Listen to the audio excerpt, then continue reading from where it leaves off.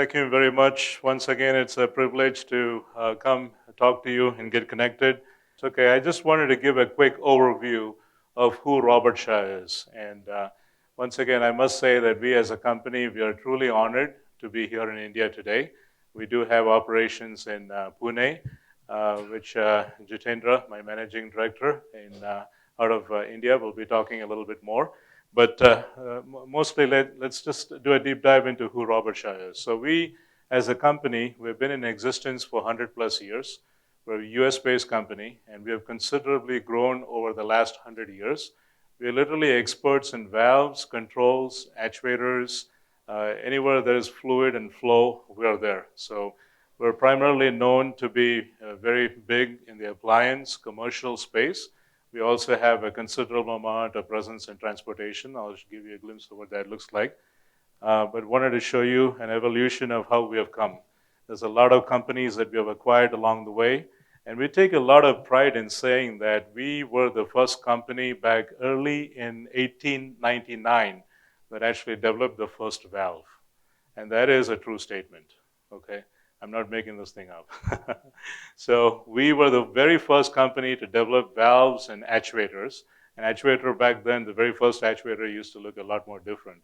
So we have been fortunate and blessed to acquire companies along the way and grow and create opportunities and career progressions and expand the global footprint and things of that nature. And currently, we are owned by One Rock Capital, which is a private equity firm that has a vested interest in the company. And they own a couple of other companies as well. So they're big, they're very huge, and we're part of them. So I don't want to get into the details of our evolution, but you can see we have really gained momentum in the space. Now, our global footprint, these are all the locations where our operations are in. We don't have any manufacturing plant in US. Primarily, our corporate office is in a suburb of Chicago, and all our manufacturing operations are in Mexico for the North American continent. We also have some satellite locations in South America, but no manufacturing in South America. In Europe, we're really big. We're in Sternberg, Bedford, UK, Czechoslovakia, and Milan. Obviously, we're in Pune, India. You heard from me on that. We're big in Shenzhen in China. And that's what our footprint looks like. And we also have operations down in Australia. So we're a company with 6,800 employees. And roughly, I think it's very fair to say that 32% of the total count is engineers. So we are strictly an engineering-driven company.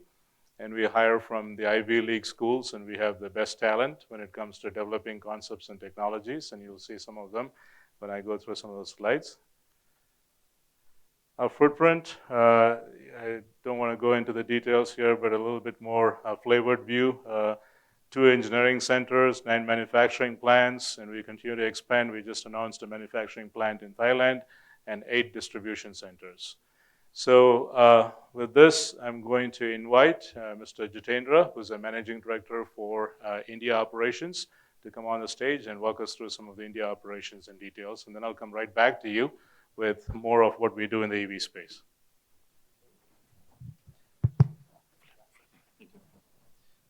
Thank you, Mr. Chacko. Well, I think we have been hearing all about what is going global. I think most important part here is how do we go local? How do we localize?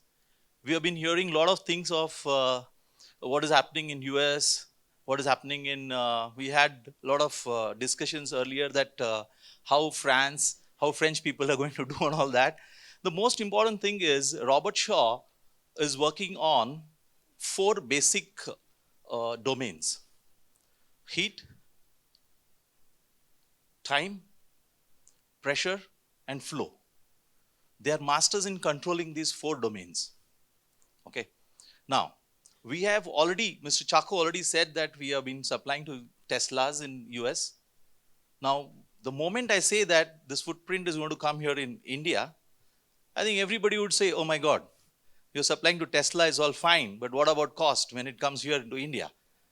So the most important thing is, how do we do the localization here in India, which we can bring the technology from US, which we are an expert, and how do we suffice to meeting the requirements of our present customers. So what we do is here, we have a facility already there in Pune. Okay. Now that doesn't do anything about EV.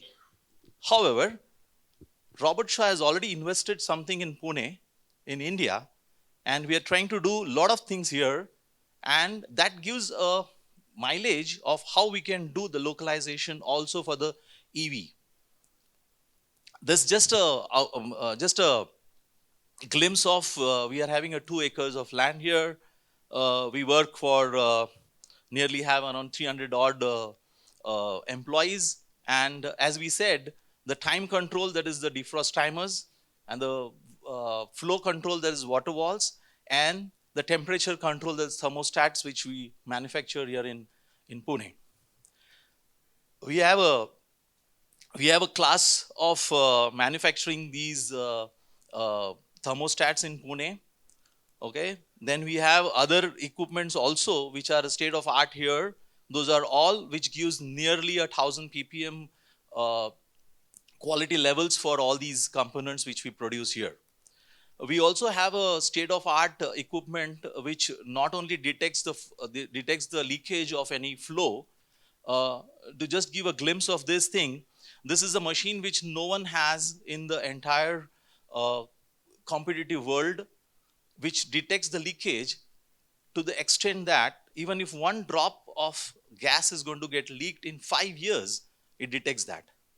So that's the level in which we are investing, and we are already done, and we are already moving in that direction. These are just glimpses of how the whole manufacturing setup is there, and this is our clientele. I just don't want to take more time. I'm here just to tell you that Robertshaw has already put money, invested in time, energy, and people, talent here in India, and that's how the entire platform of EV, which is going to come from US, we are ready to take here in India. So, Mr. Chacko, the entire technology can come here, and we are ready for making that. And that will take the entire EV space segment in India for you to have components and the related things at a very competitive price in India. I think with that, I, I just hand it over back to Mr. Chacko for the global presentation. Thank you. Thank you, Jitendra. That was fantastic. I must say that under his leadership, we have received a lot of awards in Pune, and he was just being very humble and not showing a lot of that information here in the interest of time. But thank you very much. So let's go right back into global transportation. And this is a platform where EV is big, and this is a platform that's very near and dear to my heart. I work very, very hard. Some of you that have worked with me personally, they know that I'm up at 3:45 in the morning, and I often get notes from Jitendra like, "Why are you up at 3:45, 4 in the morning?" You know, because it's, I think India time, it's around 4 o'clock, and I'm in the office by 5. So that's the kind of level of commitment and passion I have in the EV space, and you know, in support of the transformation of the technologies and how we can adopt that worldwide. So some of the things that we have here to share is very impressive. I think you'll really love it. So the platform here, we primarily have valves, sensors, controls, and super bottle, and we also have penetration into the RV market. RV is also transforming into an EV space as well. You'll see how we penetrated with the EV in the Class 8 space, the heavy duty. We have some level of engagement starting from Class 1 all the way to Class 8. So that's the beauty of our presence and what we do here in the EV space. So let's, without any hesitation, let's dive right into it. I wanted to go through a little bit of how we have built the team. I'm very proud to say that my entire team is Ivy League school educated, which is one of the fantastic thing. And I should also convey that, including my executive administrative assistant, who is also now from Ivy League school, which is a fantastic thing to have. She's from University of Illinois. We just announced her appointment because the previous person moved on, so we just announced an appointment. So very proud of what the team has done in the space. A lot of technology that we bring to the table out of our corporate office in Chicago. We do a lot of electromechanical design. We do rapid prototyping. We do 3D printing. We do sophisticated lab tests. We do FEA. We do computational fluid dynamics. We do stress analysis, strain analysis, you name it, we have it. And there's a lot of different configurations of design even before we give birth, before we bring it into the market. We test the iterations and we see if it'll work in terms of volume, fill, and all of the other different factors. And we rule out some of these designs even before we put them out in the market. So that's the kind of level of sophistication of technology that we have.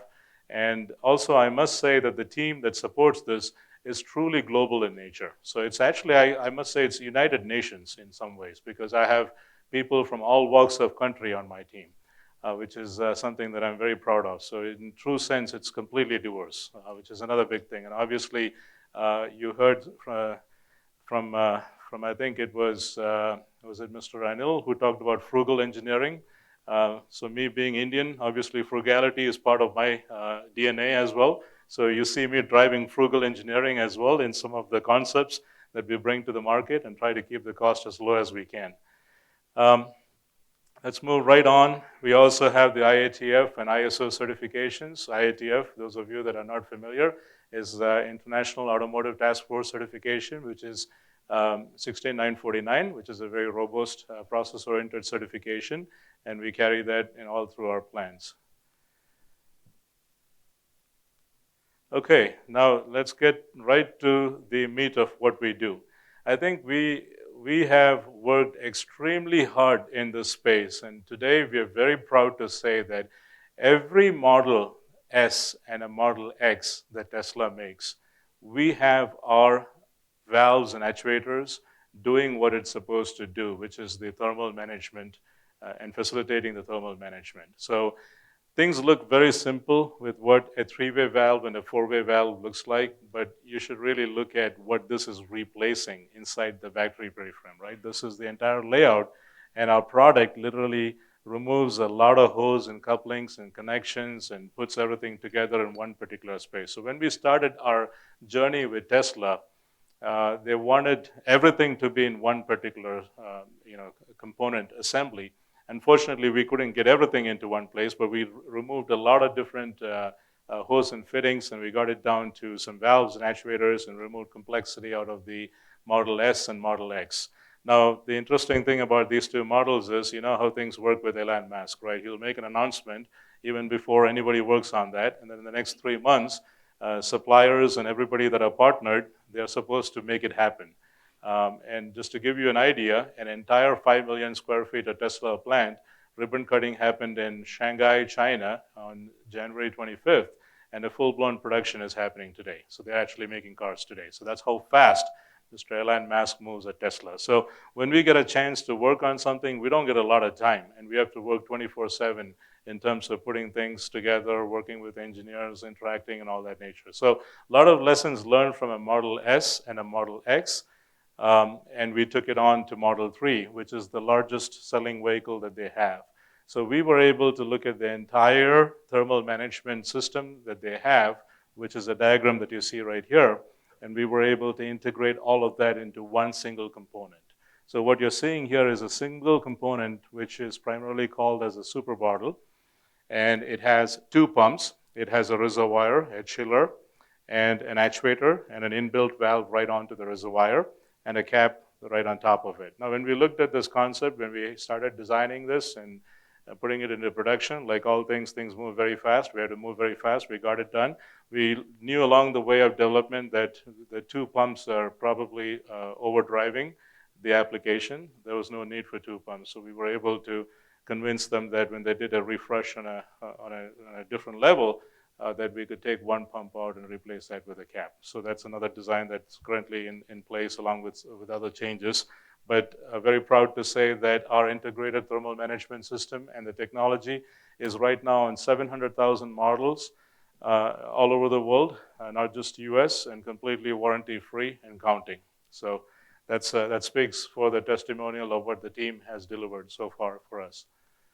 Now let's take a look at a couple of other applications. Denzel Motors, I personally partnered with a billionaire, Mr. Dr. Irfan Gunzel, based out of Cyprus and Turkey, and he personally invited me, and he wanted to have a car, and he wanted to have an integrated thermal management system in the EV platform. I said, okay, I don't know how I'm going to make this happen, but I'll think about it. I'll get back to you, et cetera, right?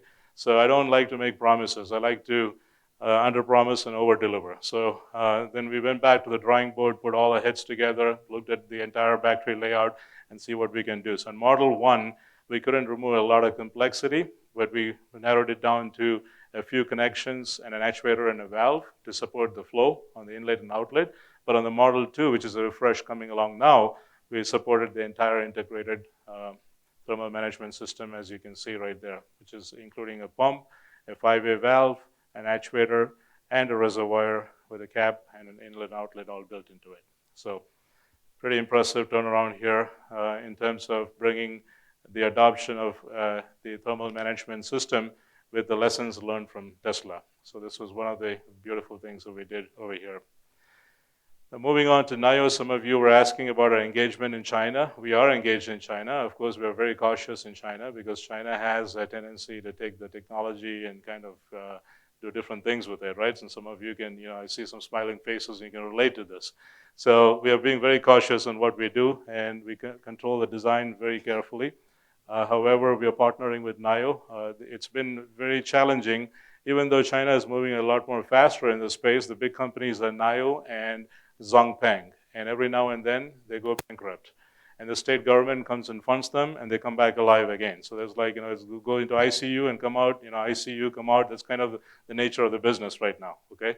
So now they are back alive again. They were running out of cash, and again, the teams are back in place. There's a team, the R&D center is in California, and all the production happens right in China. We looked at the entire coolant and AC loop topology. Honestly, I'm an engineer, but I don't want to get into the details because I won't be doing justice. But we took the entire layout, reviewed the layout, and we came up with another innovative concept that fits their particular stream, along with the integration of the thermal management. So this is an example. Launching in China, by the way. Class 8 market, let's go outside of cars, right? In the Class 8 market, this is a major disruptor. A Class 8 is a heavy semi-truck, and Nikola is leading the space. And basically, this technology is so powerful that it can have a payload of up to 400 ton, which is literally unheard of in America, because the max that Volvo trucks, PACCAR, Daimler, Peterbilt and Kenworth, and they all bring to the table is no more than 250 ton payload.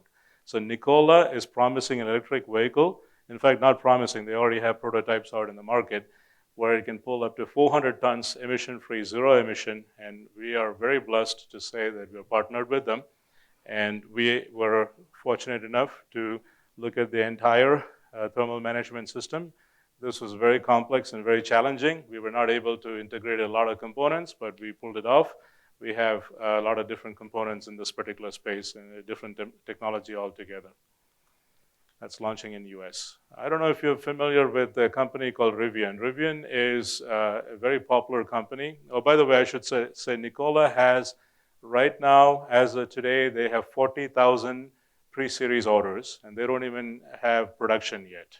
And that number just keeps going up and up and up. And we literally have customers who are willing to wait until 2021 in order to get their truck. And the orders are coming in right now. And they have $10 billion in cash, and they're not likely to go bankrupt. So that's a fantastic story there. Now let's move on to Rivian. Rivian is fully backed up by Amazon. And Amazon wants every one of their delivery trucks to be EV trucks. And they play in that class 5 to class 7 space. And we were very fortunate to, well, you don't see actually one of the transit vans as a photograph here, but this is where the company started. They started with an SUV, but now they're converging the company into building transit vans for Amazon. And now we're, regardless of which ones they launch, I'm not sure if they will launch this or not, but I know for sure that the transit vans, they will launch because Amazon is fully funding it. Amazon has injected like $3 billion into the company. So that is going to move forward. They already bought a Mitsubishi plant in Bloomington, and they're moving forward. We've been fortunate enough to say that we're now officially in a class 5 through 7 platform with a thermal management system. And you can see how the layout and everything is put together there. I don't want to get into the details of it, but any questions, feel free to drop me a note. I'll be happy to share a lot of information. Let's move right on. Zoox is another company. There's a lot of players in this space, right? And we are partnered with every one of them. So Zoox is another autonomous driving company that is driving autonomous technology. So we're talking about EV technology here. Now, autonomous driving is becoming a big deal in America. In fact, guided driving is even more bigger deal. So technology is evolving and moving faster than we can really get moving along the path. We are fortunate enough to be working with them. They're actually taking the snowmobiles and some of the recreational vehicles and converting all of them into EVs. So they're launching in US, and we're excited to be part of them as well. So you can see how very well respected we are in this particular platform. Now, obviously, we have the big names in Detroit that are looking and kind of watching who's making mistakes and who's not, right? And they move very slowly. Well, Ford is there, and Ford wants us. They've seen what we could do in some of the other OEMs, and we're connected with Ford as well. And we're part of the launch for some of their makes and models worldwide. Toyota, we're connected, we're partnered, and here's another application where we worked with Toyota. Jaguar Land Rover, recently I met with the executive team down in UK, and they expressed interest in wanting to partner in developing a thermal management system. Today we're looking at how we can develop a concept for them together. So we're trying to expand and see how we can integrate some of the entire thermal management system and see how we can line up the valves and actuators and the flow and things of that nature. So still very preliminary steps in play with them, and let's see how that comes along. I'm just going to keep flipping through a couple of names that we're all working on right now. So this is a Webasto Ego is another launch happening in Europe. With this one requires roughly about 20 valves for the coolant looping cycle, going right into the minibus that you see over there. And so, I don't want to put a lot of different slides here, but this is exactly all the names that we have going on. So initial engagement is there with just about everybody. We're talking to a lot of different players in the space. We're driving the transformation of the technology in this particular space. We have NDAs signed, we have tech reviews complete, and I go around the world. I pretty much market the technology because it is an amazing technology that we have and that we have built in this particular platform that we think will take a lot of time away from the OEM side in terms of adoption and driving it to movement. So the message I wanted to say here is we're ready for the Make in India initiative and to help accelerate the EV TMS technology in India, right? We're ready. Anytime you want to partner with us, and if you want to be connected and you want to learn more, we have plenty of lessons learned that we can share. And we have plenty of application success stories that we bring to the table from around the world. So you get a collection of knowledge and information that you can leverage from us.